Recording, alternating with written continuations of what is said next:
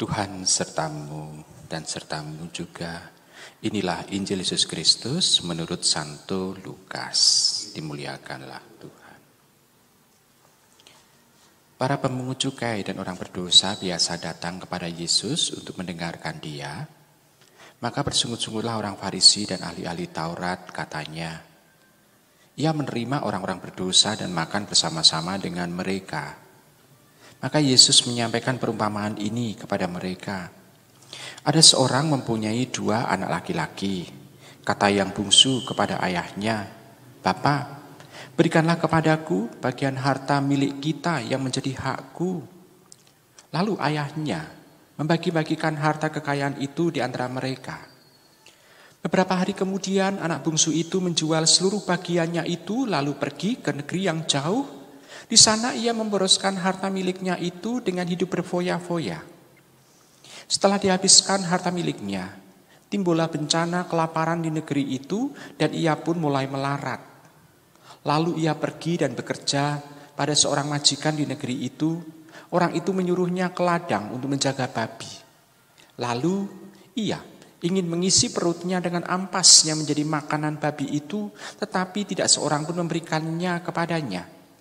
Lalu ia menyadari keadaannya, katanya, betapa banyak orang upahan Bapakku yang berlimpah-limpah makanannya, tetapi aku di sini mati kelaparan.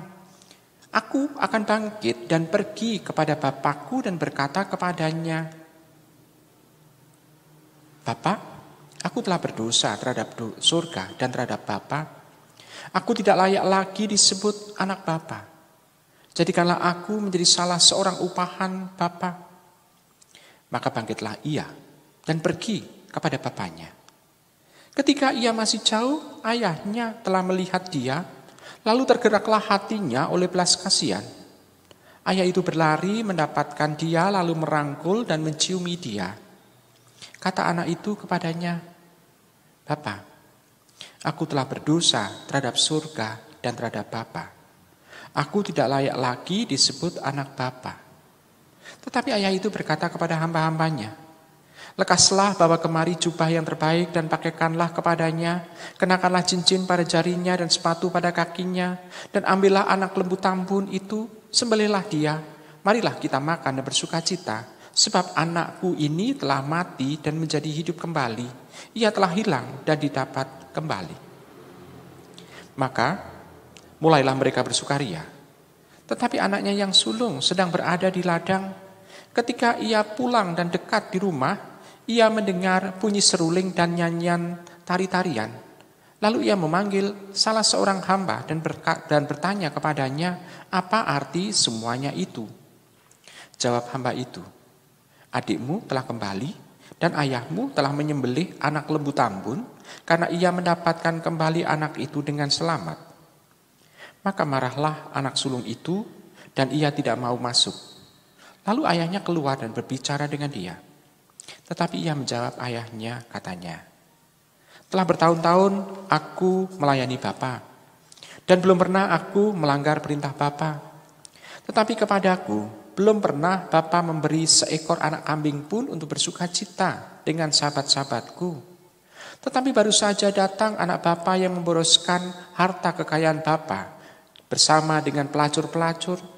Maka Bapa menyembelih anak lembu tambun itu untuk dia. Kata ayahnya kepadanya, anakku, engkau selalu bersama-sama dengan aku, dan segala kepunyaanku adalah kepunyaanmu. Kita patut bersukacita dan bergembira, karena adikmu telah mati dan menjadi hidup kembali. Ia telah hilang dan didapat kembali. Demikianlah Injil Tuhan kita. Terpujilah Kristus.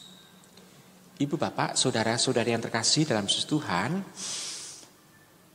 sudah sering kita mendengarkan kisah mengenai sulung dan bungsu dalam perumpamaan ini. Lalu kita juga seringkali mengkaitkan dengan pertobatan. Itu sudah biasa dan banyak dikhotbahkan oleh romo-romo yang lain dan kita sudah menangkap intinya. Saya menawarkan satu renungan, yakni kita mencoba untuk melihat mengapa Bapa itu memberikan pengampunan kepada bungsu. Dan juga memberikan pengampunan kepada sulung pula. Kepada bungsu sangat jelas. Relasi keintiman antara ayah dengan anak tidak bisa hilang. Walaupun anak itu mengatakan bahwa aku sudah menerima warisan darimu, seolah-olah orang tua itu adalah yang mewajibkan untuk memberikan warisan kepada anaknya, dan dia sudah mengambilnya dan dia pergi jauh. Dia mau untuk menghilang dari kehidupan ayahnya. Tetapi kita bisa melihat relasi itu tidak bisa putus. Relasi darah tidak bisa putus karena tidak ada bekas bapak atau bekas anak.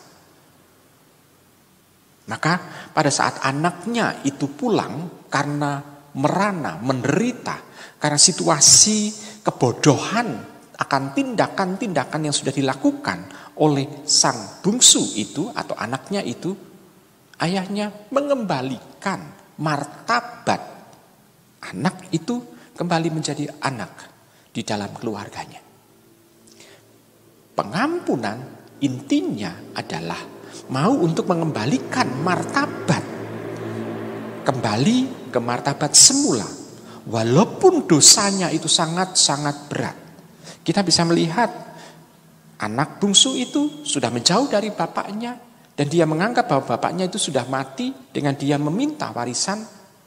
Lalu yang kedua, dia hidup dengan situasi berfoya-foya, artinya dia tidak memikirkan tentang hidup setelah kematian. Dia pokoknya hidup hanya untuk sekarang dan kini saja dan tidak mau bekerja.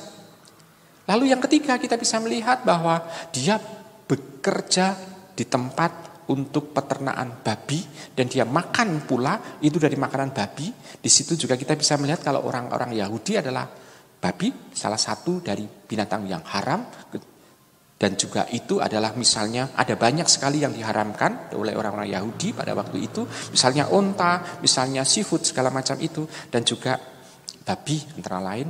Dan di situ kita bisa melihat sudah jatuh dosa, terjerembab lagi menjadi yang paling istilahnya itu seolah-olah tidak ada lagi martabat. Tetapi Bapa itu mengembalikan martabatnya sebagai anak. Nah, itu adalah makna pengampunan. Nah, kita itu adalah anak Allah. Dengan kita mohon ampun di depan Tuhan, kalau Tuhan memberikan pengampunan, kita dikembalikan martabatnya sebagai anak Allah.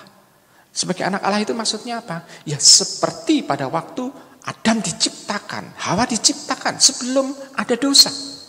Dikembalikan lagi ke Firdaus. Di situ kita bisa melihat ada sesuatu hal yang luar biasa yang mau diungkapkan oleh Tuhan, pengampunan. Nah, kalau Tuhan sudah mengampuni seperti itu, Tuhan mau untuk senantiasa anaknya itu memahami apa yang menjadi kehendaknya. Ini yang dilakukan oleh sang ayah kepada sang sulung. Supaya sang sulung sudah tahu, dia sudah bersama-sama dengan dia. Bukan berarti bahwa semua ketaatan, semua yang dilakukan itu hanya mau melulu mendapatkan pahala. Bukan untuk itu. Tetapi kesadaran akan kesatuan dengan Bapa itu artinya harus mampu untuk merasakan, mengalami, berpikir, dan juga melakukan apa yang dilakukan oleh sang Bapa itu dalam kehidupan sehari-hari. Karena yang penting bukan pahala, yang penting adalah kebersamaan dengan sang Bapa. Nah, kita bisa melihat anak sulung dan bungsu ini itu memberikan pelajaran bagi kita. Kita menginginkan itu semua dalam kehidupan sehari-hari kita. Maka cara yang utama adalah kita mencoba untuk berbalik seperti si bungsu. Dan kalau kita sudah mengalami kedekatan dengan Allah, kita menikmati intimitas kita dengan sang Bapa. Bukan asal, saya sudah melakukan doa ini, melakukan doa itu, melakukan puasa ini, melakukan mati raga seperti ini. Untuk mendapatkan pahala, bukan. Tetapi untuk bisa merasakan apa yang dirasakan oleh Allah sendiri. Dan kita melakukan dalam kehidupan ini dengan sukacita. Bukan dengan keterpaksaan. Kalau kita hanya mau mendapatkan pahala, puasa dan mati raga kita, ini hanya menjadi keterpaksaan. Dan hanya dilakukan pada saat-saat yang wajib saja. Tetapi kalau kita melakukan dengan sukacita karena keintiman kita dengan Allah, mati raga, puasa, itu bukan apa-apa. Kenapa? Karena itu menjadi istilahnya jalan supaya kita bisa mendekat dengan Tuhan lebih akrab lagi. Sehingga kita bisa melakukan apa yang menjadi kehendaknya. Nah, bungsu sulung menjadi pengajaran bagi kita. Saya percaya dan saya yakin bahwa masa APP ini atau masa Prapaskah ini menjadi masa yang indah bagi kita. Untuk kembali mengenangkan atau merasakan kedekatan Tuhan dengan kita. Sehingga kita bisa melakukan yang terindah dalam hidup ini. Selamat merenungkan.